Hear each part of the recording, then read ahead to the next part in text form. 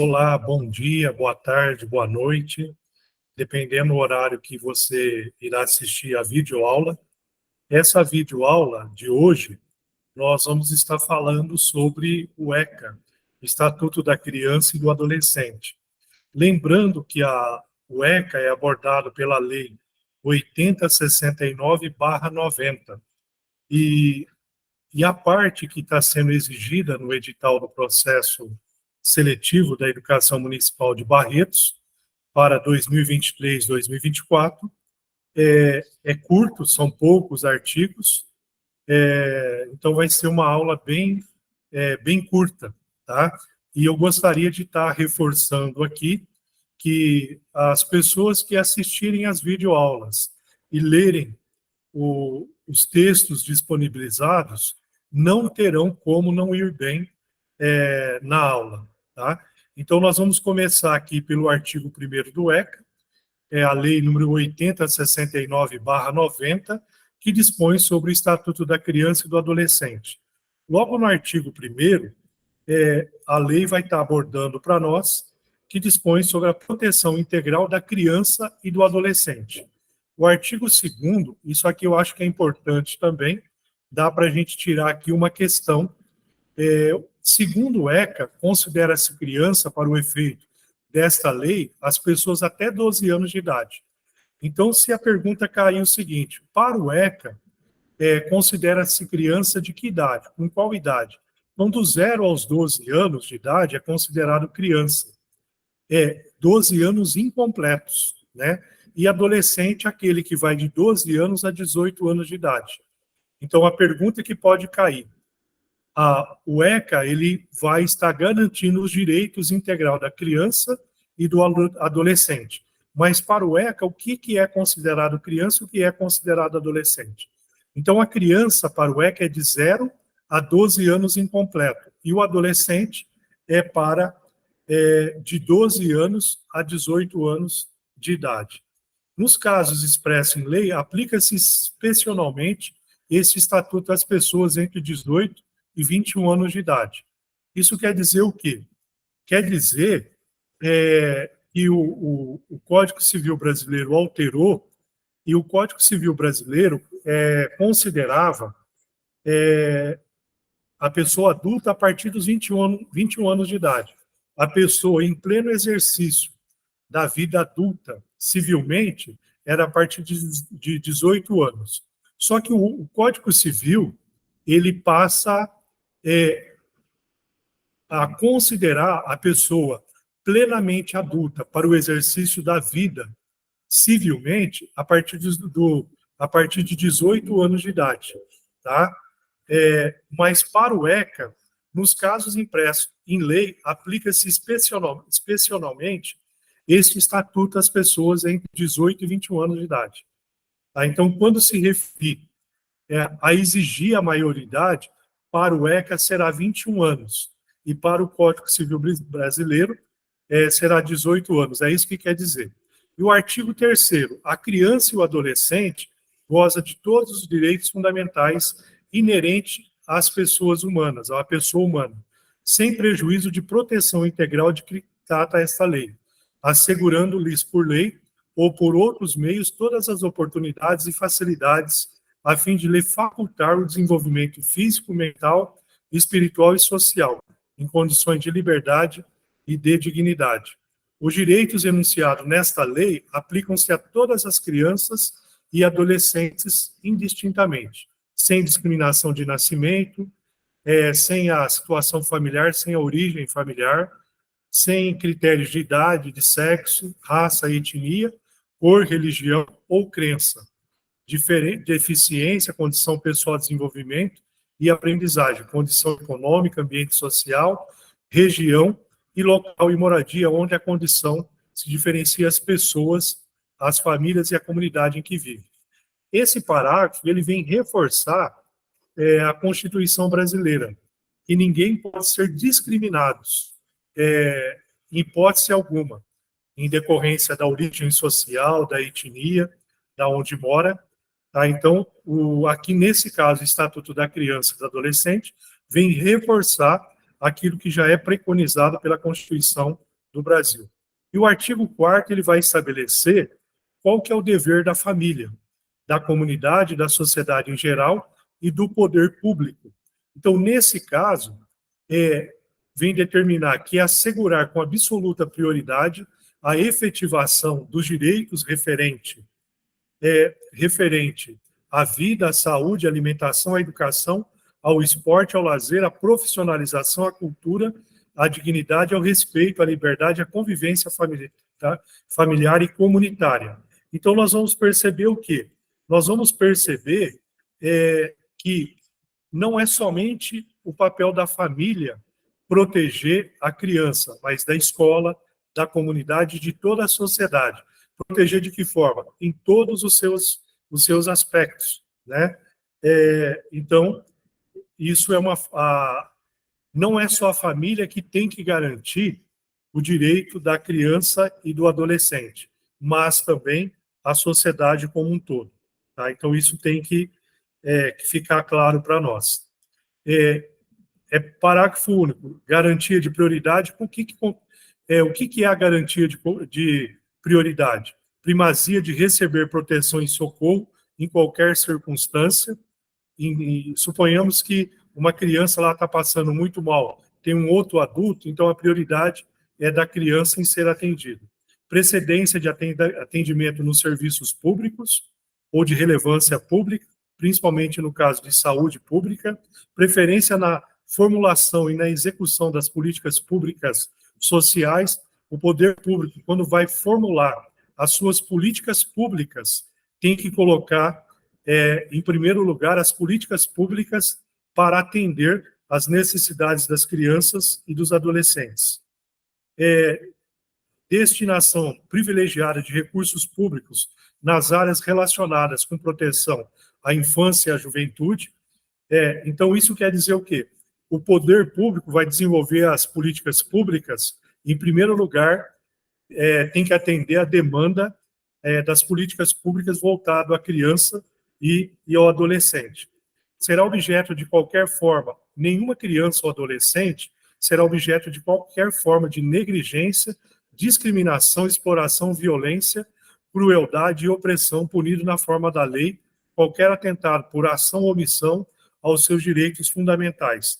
Então, isso tem que ficar claro para nós, que, em hipótese alguma criança vai sofrer algum tipo de discriminação, seja em qualquer ambiente, no ambiente público, ambiente privado ou ambiente familiar. Nesse caso, numa escola, se uma criança ela chega machucada, visivelmente ferida, no caso, professor, direção de escola, tem que comunicar o conselho tutelar. Então, também a escola, assim como os professores, tem que zelar pela proteção da criança e do adolescente. Então, isso passa a ser obrigação da escola e como da sociedade como um todo.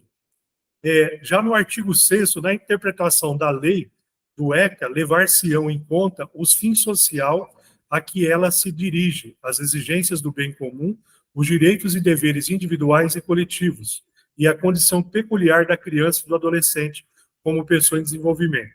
Então, quando se fala em direitos e deveres individuais e coletivos, no caso, os direitos individuais, eles são elencados no artigo 5º da Constituição. Inclusive, o artigo 5º da Constituição é um artigo extremamente extenso, tem mais de 70 incisos, e depois os direitos sociais a partir do artigo 6º da Constituição brasileira, que também está elencado lá. Então, isso é importante para nós fazer essas observações. E agora, nós podemos passar já o capítulo 2 do ECA, que vai falar do direito à liberdade, ao respeito e à dignidade da criança e do adolescente, que é o artigo 15. O artigo 15 fala o seguinte: a criança e o adolescente têm direito à liberdade, ao respeito e à dignidade como pessoas humanas em processo de desenvolvimento e como sujeito de direitos civis, humanos e sociais, garantido na Constituição brasileira e nas leis, especificamente aqui no ECA. O direito à liberdade compreende os seguintes aspectos da criança e do adolescente: de ir e vir e estar nos logradouros públicos e espaços comunitários, ressalvado as restrições legais. Opinião, expressão, crença e culto religioso. Então, todos esses incisos elencados no artigo 16 expressam quais são os direitos das crianças. Então, as crianças têm direito de ir e vir, opinião de expressão, de crença, opinião e expressão, crença e culto religioso, brincar, praticar esportes e se divertir, participar da vida familiar e comunitária, sem discriminação, participar da vida política na forma da lei, buscar refúgio, auxílio e orientação, quando está sofrendo algum tipo de ameaça, constrangimento, é direito da criança continuar ou se refugiar, procurar proteção em qualquer lugar. Se suponhamos, se ela esteja na rua, está sofrendo aí uma perseguição, ela pode procurar refúgio, algum lugar que possa significar para ela segurança, tá? Então, isso também é muito importante. Do direito à educação, à cultura e o esporte e o lazer. E aí nós já vamos passar. Eu acho que seria melhor a gente voltar aqui no artigo 17. O direito ao respeito consiste na inviolabilidade da integridade física da criança, psíquica, moral da criança e do adolescente, abrangendo a preservação da imagem, da identidade, da autonomia dos valores, ideias e crenças dos espaços e objetos pessoais. Então, isso aqui é interessante, que se refere à imagem da criança. Então, mesmo que a escola vai divulgar algum evento da escola nas redes sociais, para divulgar a imagem da criança, tem que ter autorização dos pais, dos familiares. Se não tiver autorização, nenhuma imagem da criança pode ser veiculada. Tá? Então, isso é muito importante também. E já o artigo 18, é dever de todos velar pela dignidade da criança e do adolescente, pondo-os a salvo de qualquer tratamento desumano, violento, aterrorizante, vexatório ou constrangedor. E aqui no artigo 53, é importante colocar para vocês que nós vamos só até o artigo 59, nós já estamos aqui no artigo 53. Então, o conteúdo do processo seletivo 2003-2024 sobre o ECA é muito curto. E aí a gente já passa para o artigo 53, que vai falar, é dever da instituição de ensino, clubes e agremiações recreativas e de estabelecimentos congêneres, assegurar medidas de conscientização, prevenção, enfrentamento ao uso de dependências de drogas ilícitas. Então, isso é obrigação das escolas, clubes e agremiações conscientizar as crianças e adolescentes sobre o uso de drogas ilícitas, né? É dever do Estado assegurar à criança e ao adolescente ensino fundamental obrigatório. Então, nós vamos perceber aqui que não é só o ensino fundamental, porque nesse artigo 54, o ECA ele já está atualizado. Então, nesse caso aqui, não seria só o ensino fundamental. A educação infantil, a partir dos 4 anos de idade, nós podemos dizer, a educação básica, desde os 4 anos de idade até os 17 anos de idade, ela é obrigatória. Mas se perguntarem para vocês, segundo o ECA, o que é obrigatório, o que ensino que é obrigatório garantir para as crianças? É o ensino fundamental, que é obrigatório e gratuito, inclusive para o que a ele não tiverem acesso à idade própria, no caso da EJA. Então, para a LDB, o ensino obrigatório, para a LDB, o ensino obrigatório é dos 4 aos 17 anos.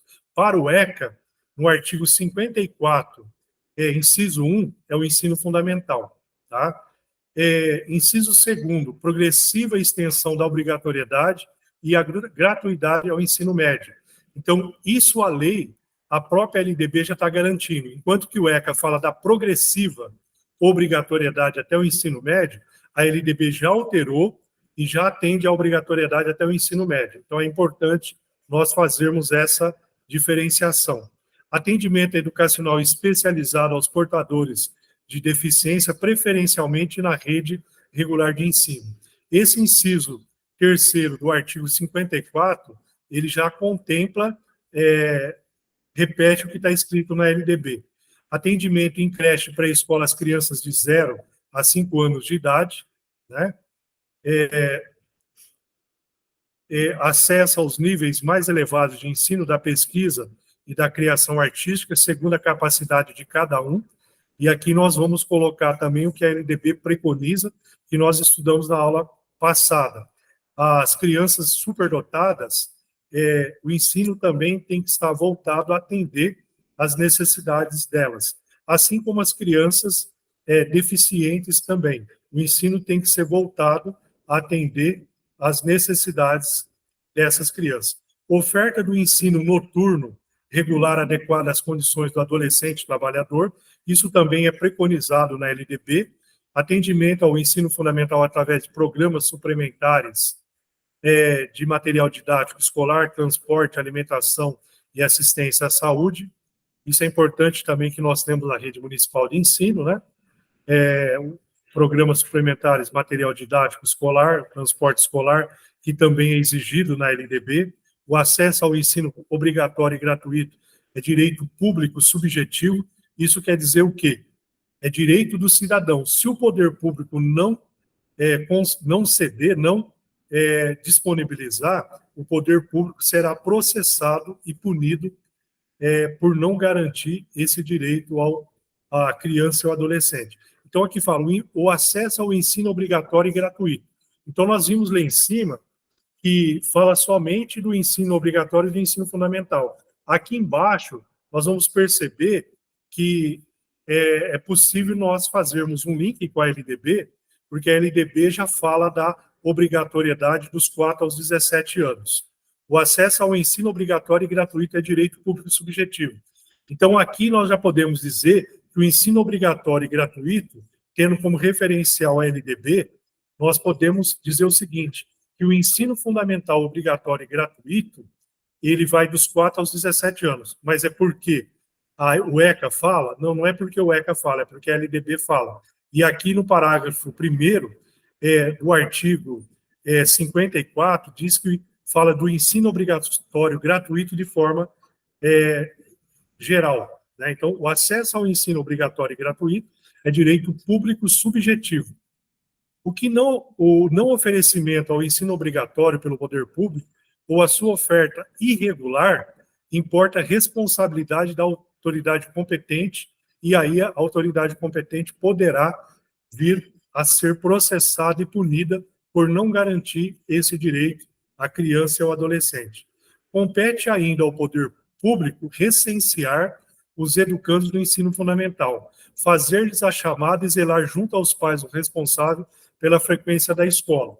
Então, todo ano, até o mês de maio, é feito o recenseamento de todas as crianças, na rede pública, estadual, municipal, em todo o sistema de ensino. E esse recenseamento, ele é feito a nível de governo, nós alimentamos pelos sistemas municipais, pelos sistemas estaduais e federais, e passa a ser centralizado a partir do Ministério da Educação. E lembrando que aqui a gente já pode remeter ao link da LDB, linkando aqui com a LDB. Então, compete ao poder público recensear os educandos do ensino fundamental, fazer-lhes a chamada. E quando a gente fala em fazer a chamada, nós não podemos esquecer, linkando com a LDB, que 60% de presença é o mínimo na educação infantil e 75% é o mínimo de frequência no ensino fundamental e ensino médio.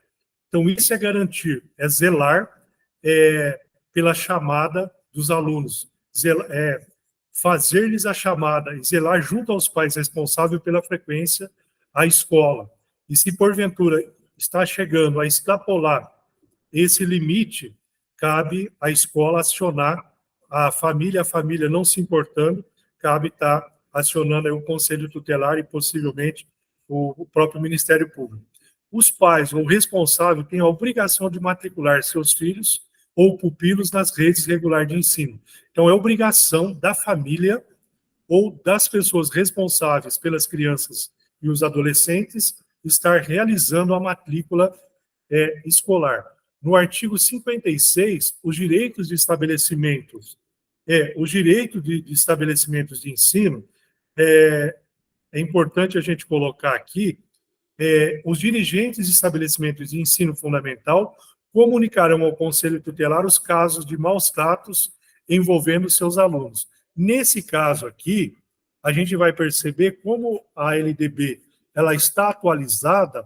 Nesse artigo, ela está considerando só o período obrigatório, como achando que antigamente era somente o ensino fundamental.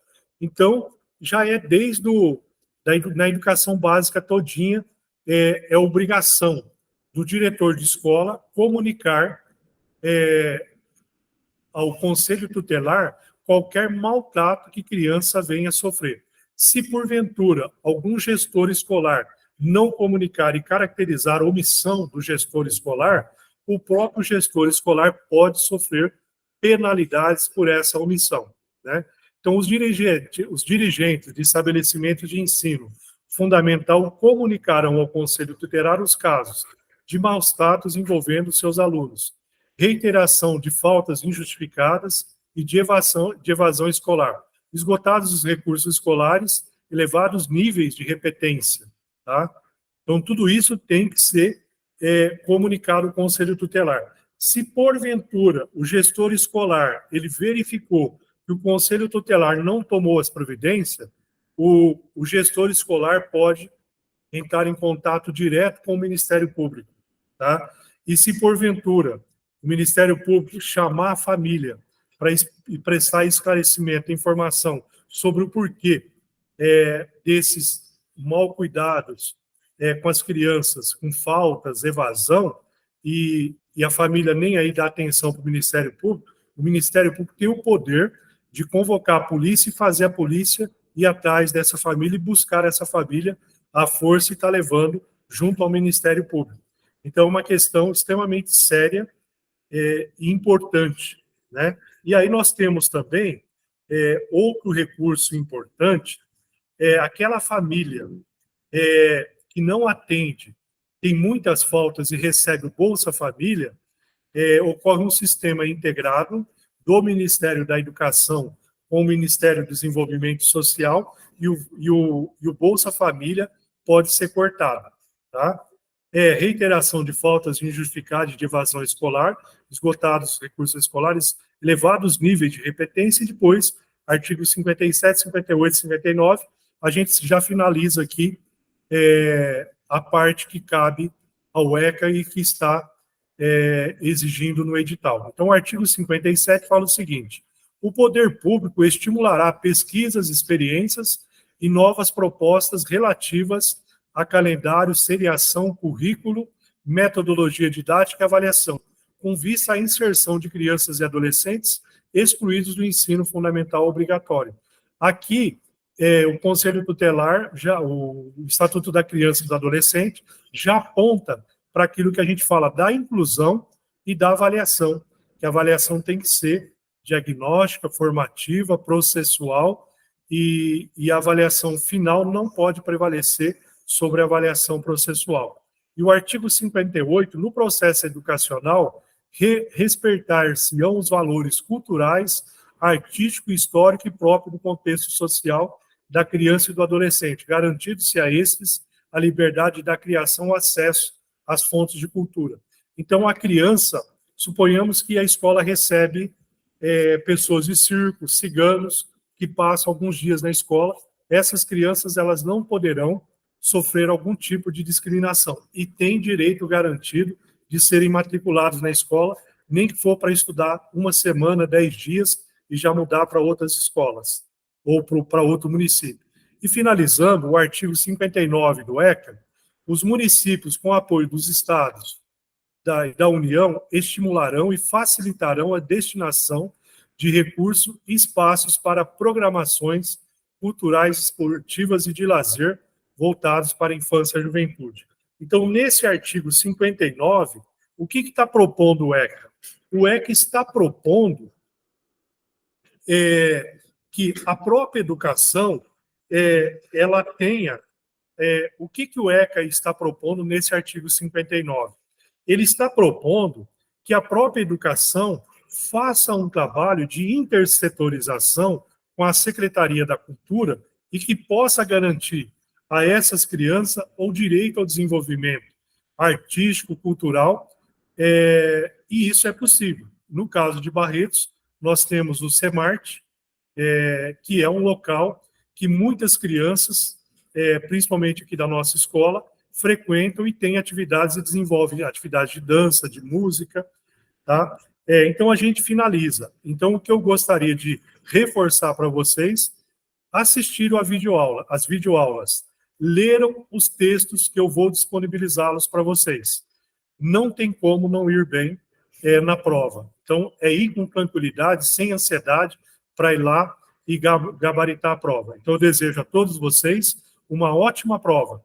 E, para mim, é motivo de alegria e satisfação perceber que eu estou contribuindo para essa tranquilidade e para que vocês tenham sucesso e êxito nesse processo seletivo. Muito obrigado e até a próxima aula. Um grande abraço a todos vocês.